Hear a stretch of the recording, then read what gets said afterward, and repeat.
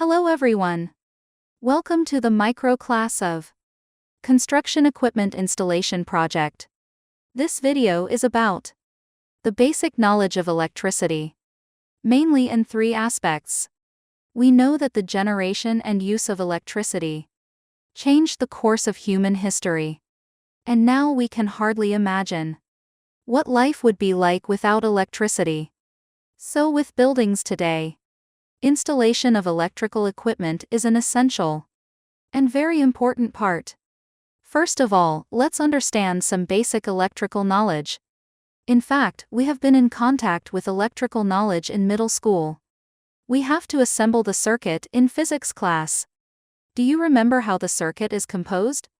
If we want a small light bulb to light, we have to wire it to a dry battery. If we want to control the light on and off, we can install a switch in the wire.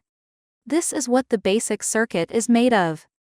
Of course, electrical equipment is not only light bulbs, is not only dry batteries can provide electricity.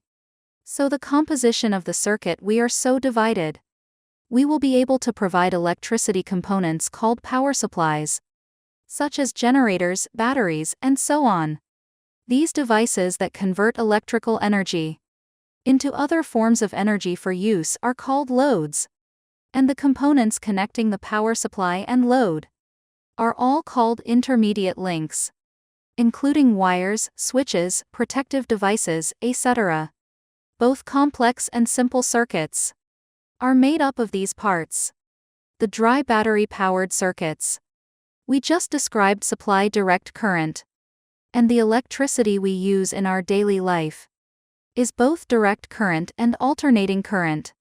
Among the electrical equipment we use in our daily life, some work with direct current, such as computers, televisions, stereos, etc.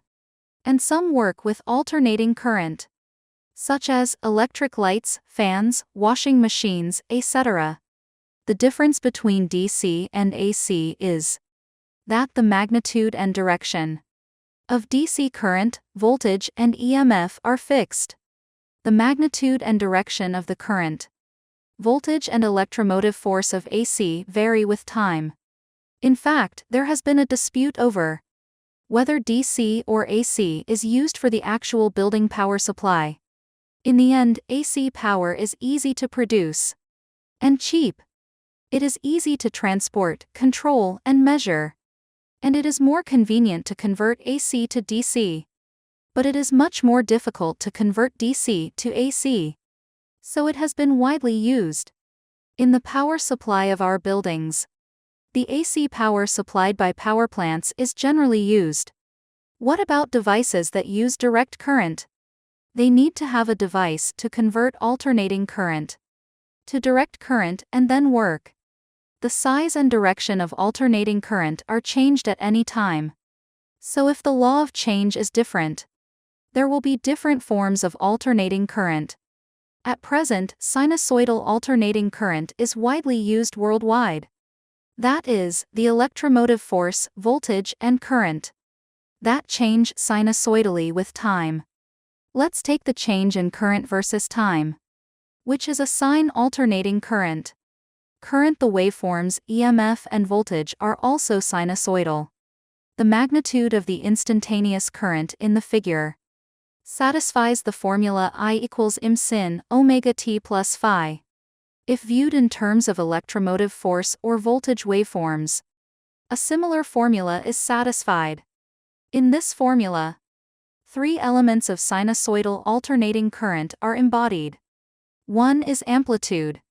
If it is current formula, it is the maximum value of instantaneous current. The other is angular frequency omega. That is, the angle of sine alternating current per second.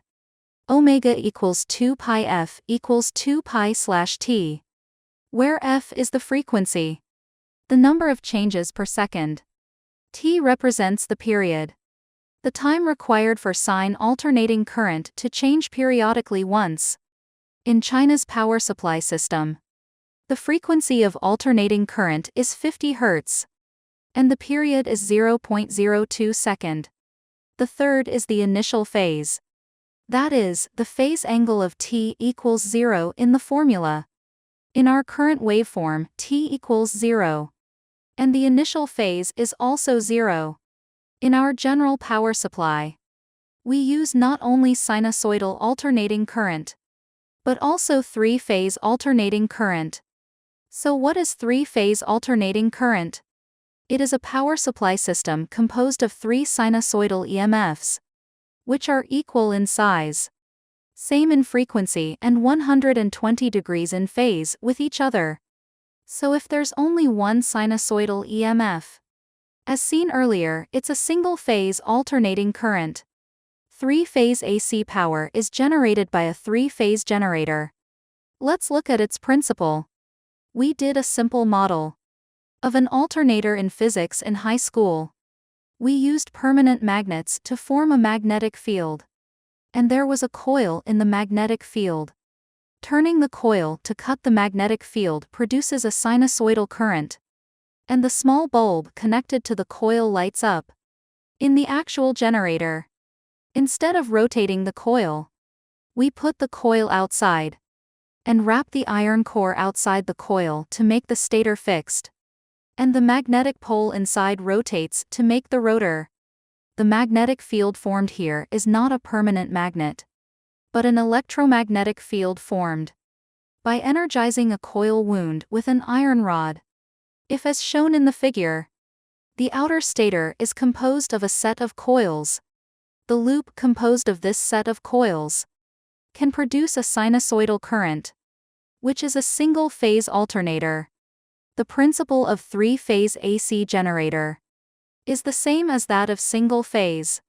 The inside is still the rotor electromagnet, and the outside stator has three sets of coils. The difference of three groups of coils is 120 degrees, which is indicated by three groups of yellow, green, and red lines. Each set of coils has a head and tail, and each set of coils has a head and tail loop that produces a sinusoidal alternating current, which is why there are three sinusoidal currents. Therefore, three-phase generators are equivalent to three single-phase generators. But three-phase generators are not connected with 6 wires. So how are they connected to supply power? For better observation, we use a spring line like this to represent a set of coils. The coil head end is denoted by ABC. AB represents the end of the coil. We have two ways of connecting. For a three-phase power supply, one is a triangular connection. Is that three sets of coils are connected end to end. Three phase lines are connected from the three connection points for power supply. This form is called three-phase three-wire system. Another form is a star connection. The tail ends of three groups of coils are connected together, and three-phase wires are connected from the head ends of each coil. The intersection point of the tail ends is called the neutral point, and a neutral wire is connected from the neutral point. There are 4 wires, which we call three-phase 4-wire system. From these two types of wiring, it can be seen that the three-phase generator is used less than the single-phase generator transmission line. The cost saved and the manufacturing of the three-phase generator saves materials compared with the manufacturing of the single-phase generator of the same capacity. And it's simple and good. So that's why we use three-phase electricity.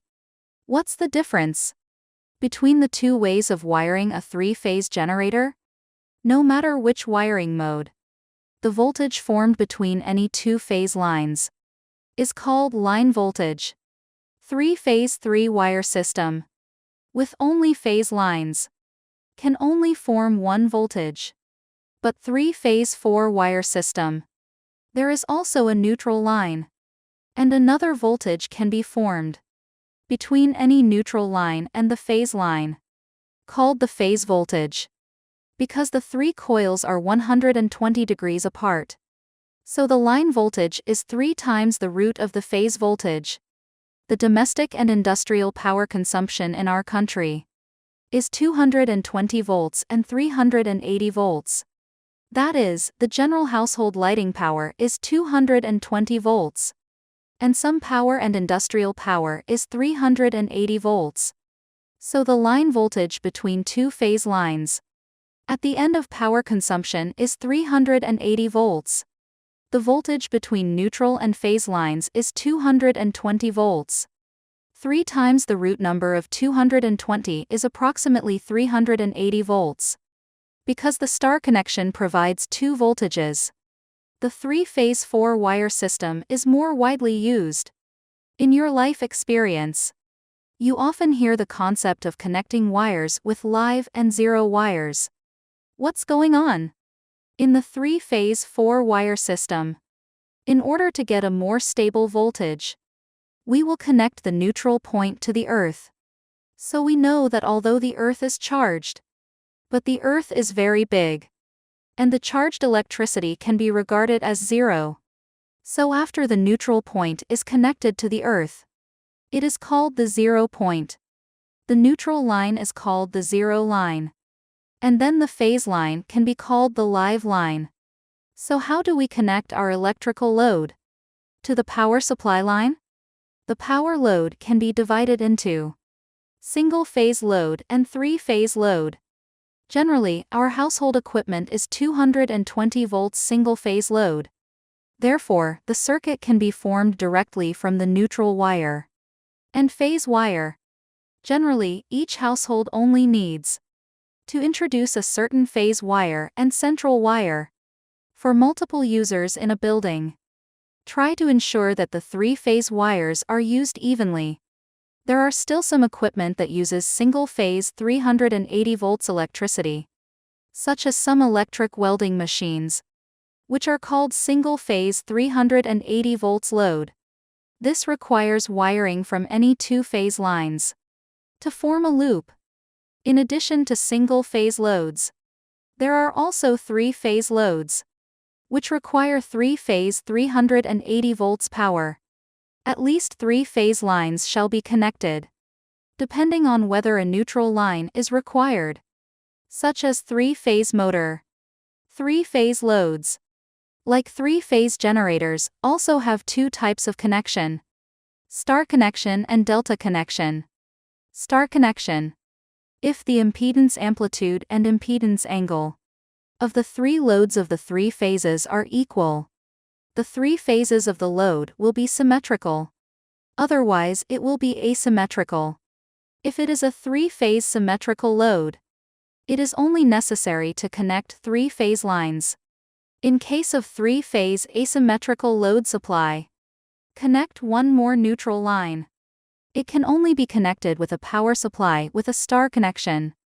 Another type of connection for three-phase load is triangle. This type of three-phase load has no neutral wire. As long as the three-phase wires, the star-connected three-phase power supply, and the triangle-connected three-phase power supply can supply power. The above is the explanation of the basic knowledge of electricity in this micro class. Have you understood what three-phase AC circuit and three-phase 4-wire system are? After class, please think about a question. That is, what kind of process does the electricity generated by the power plant become the 220 V/380 volts electricity we use? Thanks for watching. Welcome to continue to watch other videos of the Construction Equipment Installation Project course.